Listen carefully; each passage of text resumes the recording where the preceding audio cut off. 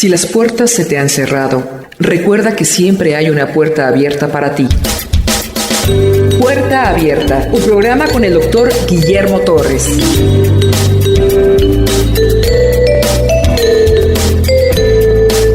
Capítulo 6 de Reyes. Este templo, el templo de Salomón, fue edificado en el año 480 después del éxodo de Egipto. Esto es en el año 4 de Salomón, en el mes 4, mes de Sif. David había pedido edificar este templo, pero Dios no lo permitió porque él había derramado mucha sangre. David vivió en un tiempo de guerra, Salomón vive en un tiempo de paz y de sabiduría. Salomón tiene todo el oro y toda la plata, porque su papá se la dejó, pero le falta madera. La manda a pedir a Tiro, con su amigo Hiram. Ya teniendo todos los elementos, comienza esta construcción silenciosa, porque no se le permitía pegar con martillo. Ya vieron cómo se pusieron las vigas en los aposentos, no se metieron en el cuerpo principal, sino que quedaron sobre una como escalinata, y así no se hubo que romper nada. Para colar el bronce bruñido, ese colado no se hizo en Jerusalén, se hizo en la llanura del Jordán, para que no contaminara. Todos esos detalles fueron cuidados por el rey Salomón para poder edificar esta casa. Una casa que mide 60 codos de largo por 20 de ancho.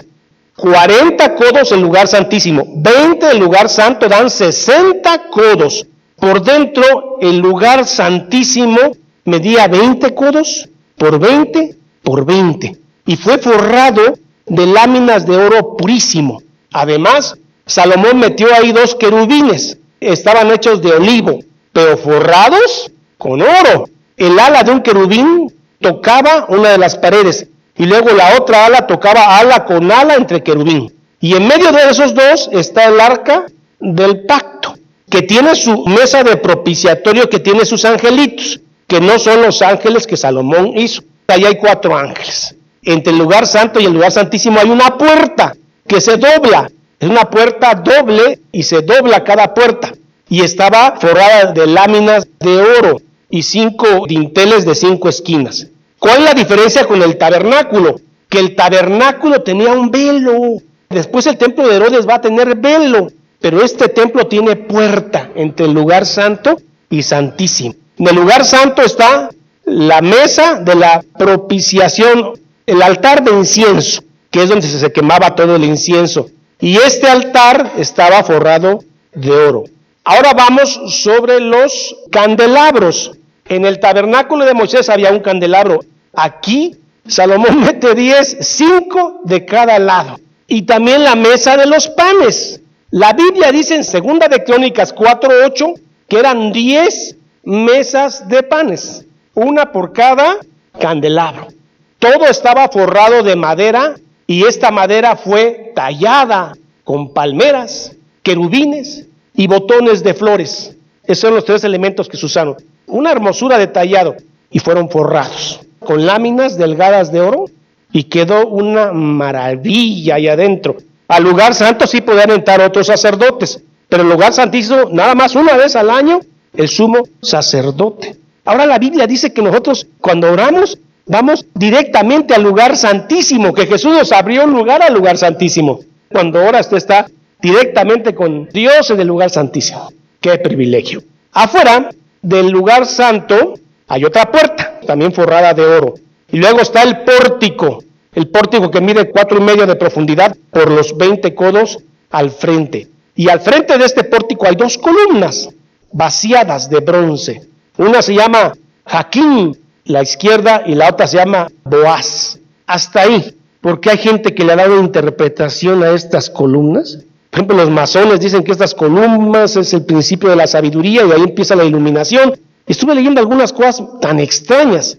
Vamos a los lugares laterales, aposentos. Es una estructura que rodea todo el macizo de la casa propiamente de Jehová. Y si usted ve por dentro, tiene una escalerita, por decirlo así, adosada a la pared, a manera que ahí se apoyaron las vigas y no hubo necesidad de perforar la piedra del lugar santo. Eran cámaras, porque eran divididas, y ahí se cambiaba la gente, se guardaba el oro y todas las cosas de valor que David había dejado para Salomón. Son 3 pisos de aposentos. se guardaban, digamos, los accesorios que el templo necesitaba para que se ejerciera la función sacerdotal. Vamos al exterior. Allí hay un elemento, el altar de bronce. Ya no está, pero está un tipo de altar de bronce al estilo Salomón que sirve como tal para llevar todos los holocaustos. Luego tenemos el mar. Ese mar es una cacerola gigante de bronce. Entraban 55,000 litros. Eso descansaba sobre 12 bueyes. 3 bueyes miraban al norte, 3 al sur, 3 al oriente, 3 al occidente. Esta paila de bronce se apoyaba sobre las ancas, las patas traseras de los toros. Y esta agua servía para todo el oficio sacerdotal. ¿Qué otra cosa se hizo en el exterior? Las basas, un tipo de carretilla con ruedas de bronce. Estas podían desplazarse por todo el atrio. ¿Qué otra cosa le hizo? Le hizo su fuente y esa se le empotró a cada basa.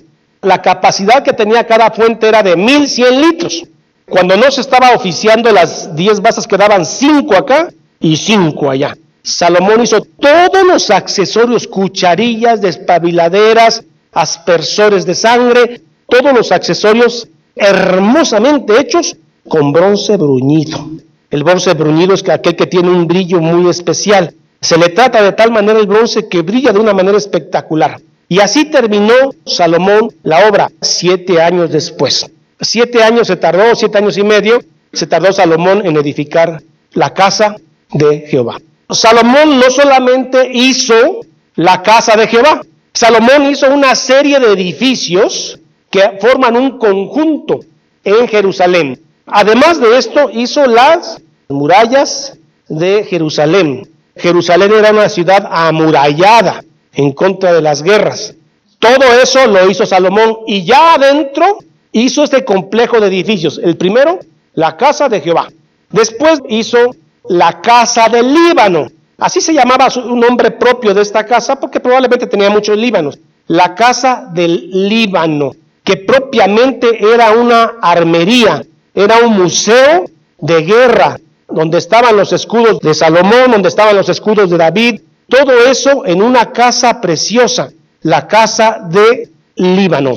La casa del bosque del Líbano tenía 100 codos de largo, 50 de ancho y 30 de alto. Todo esto estaba hecho en base a columnas. La columnata era una cosa muy frecuente en esa época. Salía usted del museo de esta casa del Líbano y entonces usted se enfrentaba con una hilera de columnas o pórtico de columnas. Cuando veamos el templo de Herodes tenía 2 pórticos, un pórtico real y el pórtico salomónico. Eran hileras de columnas. Ese era un pórtico. Y ahí fue donde predicó Jesús, en el pórtico de Salomón. Usted salía de la casa del Líbano y usted se encontraba un pórtico de columnas. Y ese pórtico de columnas lo llevaba a otro pórtico, el pórtico del juicio. Ahí es donde Salomón ejercía juicio. El trono de Salomón tan alabado, que además dice que donde él se sentaba era de marfil, de oro y maderas preciosas. Y ahí con esa belleza de Salomón, la forma en que se vestía, emitía juicio. Es muy probable que ese juicio de las mujeres que estaban peleando el niño, que lo iban a partir en 2, muy probablemente ese juicio se llevó a cabo ahí. Está la casa de Jehová, que allá acabamos de describir. A un lado aparece la casa del Líbano, gigantesca. Sale usted de ella y se encuentra con una columnata gigantesca que lo va a llevar al pórtico del juicio. Ahí está el trono de Salomón, donde ejerce juicio. Pero faltan 2. Ahora sí, propiamente el palacio de Salomón. Y a un lado del palacio de Salomón, un palacio más chico. Es de su esposa, la hija del faraón. Y ahí se termina el conjunto de edificios que Salomón hizo con una belleza exquisita. Y además, la muralla que aislaba a Jerusalén del resto del mundo. Salomón tiene la inteligencia y la sabiduría de decir cómo se hace. Y aquí el maestro albañil, ¿quién es? Hiram, pero no es el rey Hiram.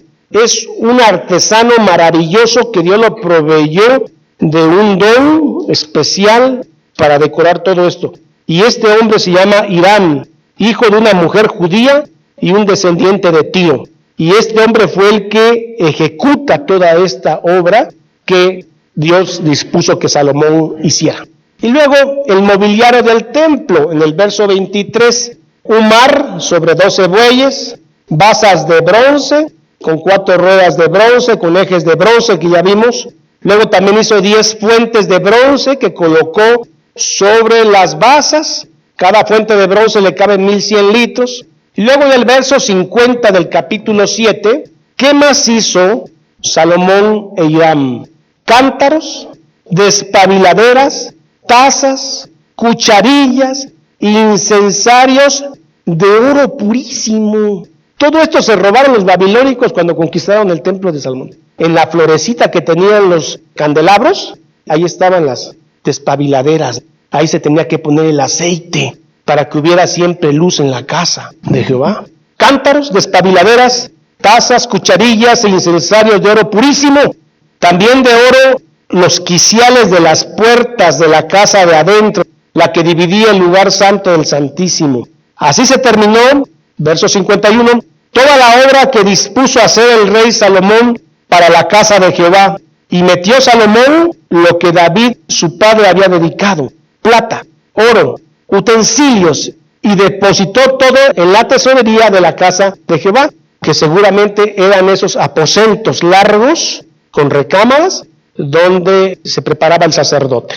Haciendo un resumen, en el año 4 de Salomón se empezó, tardó 7 años. Otro detalle, la casa de Salomón se llevó 13 años. Le echó más ganas a la casa de Jehová porque urgía que hubiera un culto nacional. Ya su casa se la llevó más tranquila.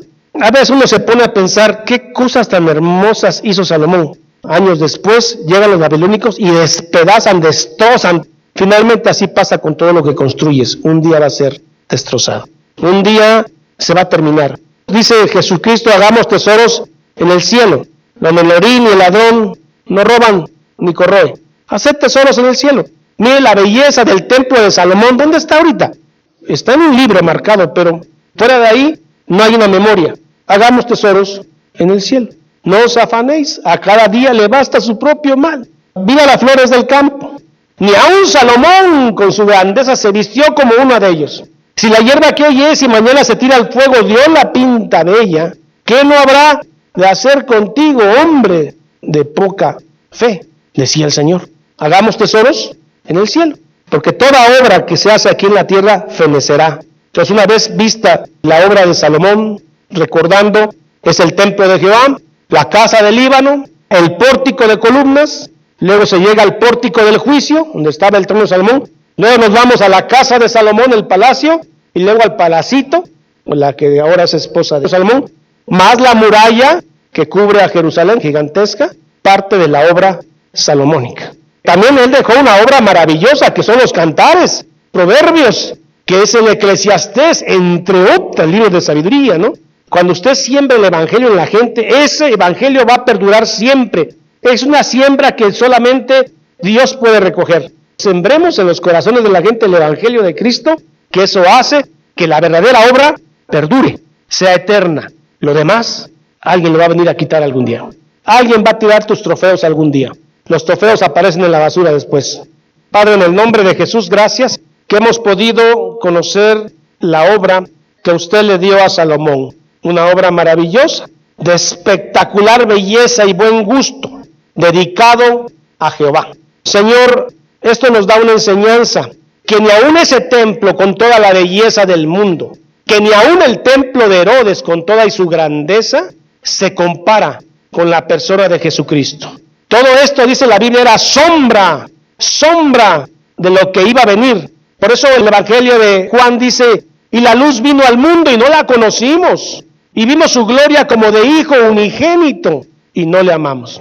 Toda esta belleza es sombra del Hijo de Dios que vino a morir en la cruz.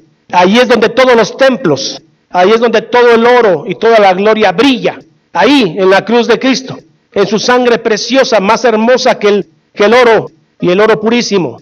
Ahí es donde brilla la redención, la justificación del hombre. Ahí en esa cruz es la verdadera revelación de Dios en su Hijo Jesucristo. Esa luz hermosa que vino al mundo y no le conocieron. Ahora nosotros damos gracias porque en esta humildad, en gente que no es noble, gente que no es rica, es gente que reconoce que tú eres el Rey de Reyes, y que tu sangre es preciosa para limpiar sus pecados.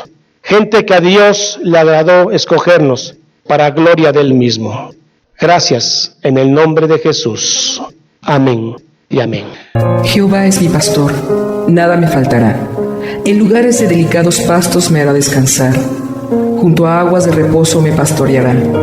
Confortará mi alma. Me guiará por sendas de justicia por amor de su nombre. Aunque ande en valle de sombra de muerte, no temeré mal alguno, porque tú estarás conmigo. Tu vara y tu cayado me infundirán aliento. Aderezas mesa delante de mí en presencia de mis angustiadores.